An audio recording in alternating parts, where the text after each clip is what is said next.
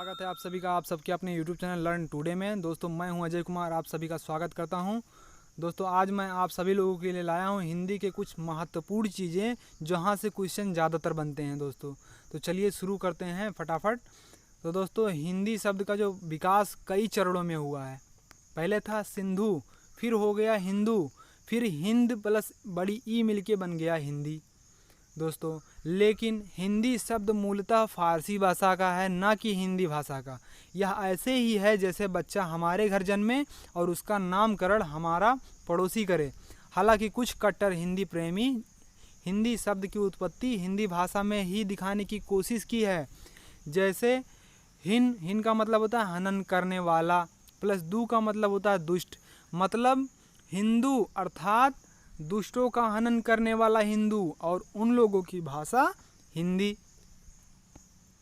हीन का मतलब होता है हीनो, प्लस दू का मतलब दलन। मतलब हिंदू अर्थात हीनों का दलन करने वाला हिंदू, और उनकी भाषा हिंदी। चूँकि इन व्युत्पत्तियों में प्रमाण कम अनुमान अधिक है, इसलिए सामान्यतया इन्हें स्वीकारा नहीं जाता है। दोस्तों अगला देखते हैं।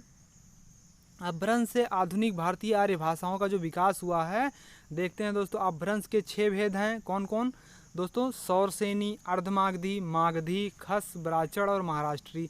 सभी की जो है उपभाषाएं हैं दोस्तों अपनी, चाहे उपभाषाई के चाहे आर्य भाषाएं कहिए। सौरसेनी की जो उपभाषाएं हैं वो पश्चिमी हिंदी, राजस्थानी और गुजराती है। अर्धमागधी की पूर्वी हिंदी है। मागधी की बिहारी, उड़िया, बांग्ला और आसमिया हैं। खस जो अपभ्रंश है उसकी जो उपभाषा है वो पहाड़ी है, ये सौरसेनी से प्रभावित है। ब्राह्मण जो अपभ्रंश से विकसित जो भाषा है वो है पंजाबी और सिंधी, जो कि पंजाबी सौरसेनी से प्रभावित है। इसी प्रकार महाराष्ट्री जो अपभ्रंश भाषा है उससे जो विकसित उपभाषा है वो मराठी है। ये देखिए दोस्तों, फिगर से आप देखकर समझ सकते हैं दोस्तों कि कौन सी जो बोली है वो किस क्षेत्र में बोली जाती है। तो दोस्तों फिगर से आप देख के समझ सकते हैं कि राजस्थान में 4 उपभाषाएं जो बोली जाती हैं। राजस्थान के जो पूरब में है उसे ढूढ़ाड़ी कहते हैं या जयपुरी कह सकते हैं। जो पश्चिम में है वो मारवाड़ी है, जो उत्तर में है वो मेवाती है, और जो दक्षिण में है वो मालवी है। इसी प्रकार हरियाणा में बांगरू बोली जाती है या हरियाणवी। इसी प्रकार राजस्थान नहीं, कश्मीर में गढ़वाली बोली जाती है। फिर उसके नीचे खड़ी बोली है दोस्तों हिमाचल प्रदेश क्षेत्र में। फिर उसके अगर राइट साइड में जाएंगे तो कुमाऊनी जो पहाड़ी क्षेत्र है। फिर उसके नीचे आएंगे ब्रज भाषा, उसके नीचे आएंगे कन्नौजी दोस्तों, ये उसके नीचे आएंगे बुंदेली जो कि बुंदेलखंड का क्षेत्र है दोस्तों। कन्नौजी दोस्तों या ब्रज भाषा दोस्तों ये सब मथुरा के आसपास का क्षेत्र है। और जो दोस्तों अवधी बोली जाती है वो उत्तर प्रदेश के आसपास बोली जाती है, मध्य प्रदेश तक बोली जाती है दोस्तों। फिर बघेलखंड है दोस्तों, फिर छत्तीसगढ़ है, छत्तीसगढ़ी में बोली जाती है। ये सब पूर्वी उपभाषाएं हैं। और जो इधर बिहार में बोली जाती है दोस्तों वो भोजपुरी, मैथिली और मगही बोली जाती है। ये सब बोलियां हैं दोस्तों, फिगर में मैंने बता दिया दोस्तों, इससे आप समझ सकते हैं पढ़ के। नोट में लिखा गया दोस्तों, एक भाषा विद्वान के अनुसार शुद्ध भाषा वैज्ञानिक दृष्टि से हिंदी की 2 उपभाषाएं हैं, पश्चिमी हिंदी व पूर्वी हिंदी। दोस्तों व्यंजन देखेंगे कि जो का वर्ग के, चा वर्ग के, टा वर्ग के, ता वर्ग के, पा वर्ग के, ये सभी व्यंजन हैं। इनमें से जो द्विगुण व्यंजन है वो ड़ा और ढ़ा हैं दोस्तों। जो अंतस्थ व्यंजन कहलाते हैं वो यारा ला वर्ग के कहलाते हैं दोस्तों। ऊष्म व्यंजन या संघर्षी व्यंजन कहलाते हैं। बड़ा सा, पेचुड़ा सा, छोटा सा और हा, ये सभी ऊष्म व्यंजन कहलाते हैं या संघर्षी व्यंजन। संयुक्त व्यंजन कहे जाते हैं छा, त्रा, ज्ञा और श्रा दोस्तों, ये सभी संयुक्त व्यंजन कहे जाते हैं। ये सब संयुक्त व्यंजन है कौन कौन से वर्ण से मिलकर ये बने हुए हैं दोस्तों, देख सकते हैं आप। आधा का और सा से मिलकर बना हुआ है छा, और आधा ता रा से मिलकर बना हुआ है त्रा, आधा जा या से मिलकर बना हुआ है ज्ञा, और बड़ा सा और रा मिलकर बना हुआ है श्रा। इसी प्रकार दोस्तों जो वर्ण हैं इनका उच्चारण स्थान देखते हैं, ये किस वर्ग में आते हैं ये देखते हैं।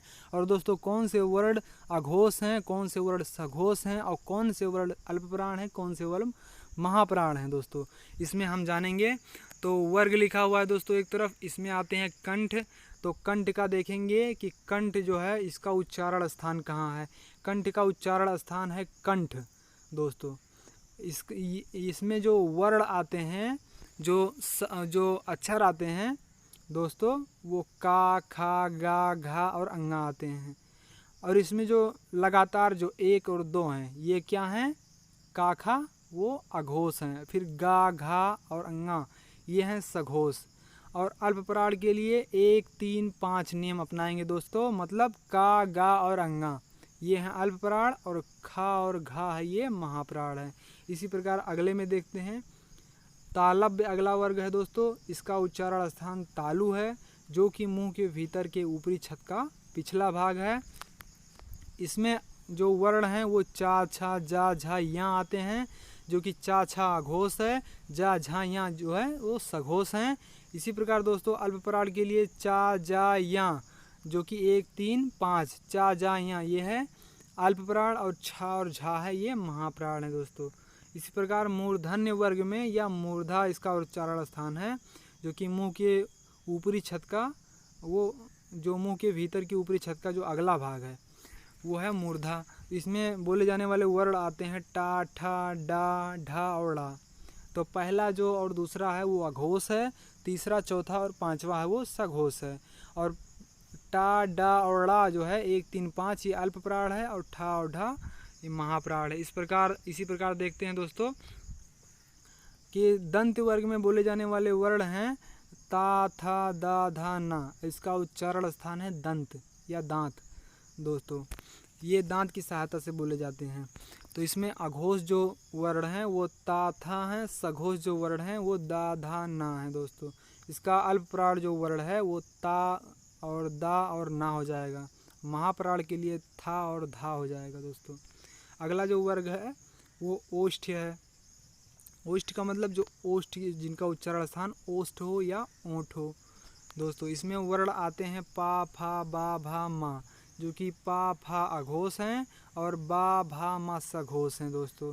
पा और अल्पप्राण के लिए पा और बा और मा ये 3 अक्षर जो हैं वो अल्पप्राण हैं। फा और भा जो है ये महाप्राण है दोस्तों।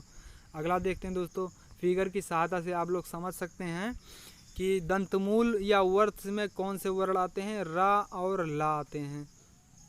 इसी प्रकार दंत में या दंत्य में जो है ता वर्ग के सभी वर्ण आते हैं और सा आता है।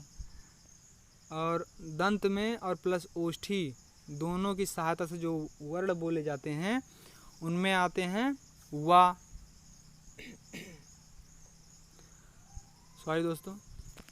और अगला है दोस्तों ओष्ठ। ओष्ठ मतलब होता है जो ओठ की सहायता से बोले जाते हैं। उसमें आते हैं छोटा ऊ, बड़ा ऊ और पा वर्ग के सभी वर्ण।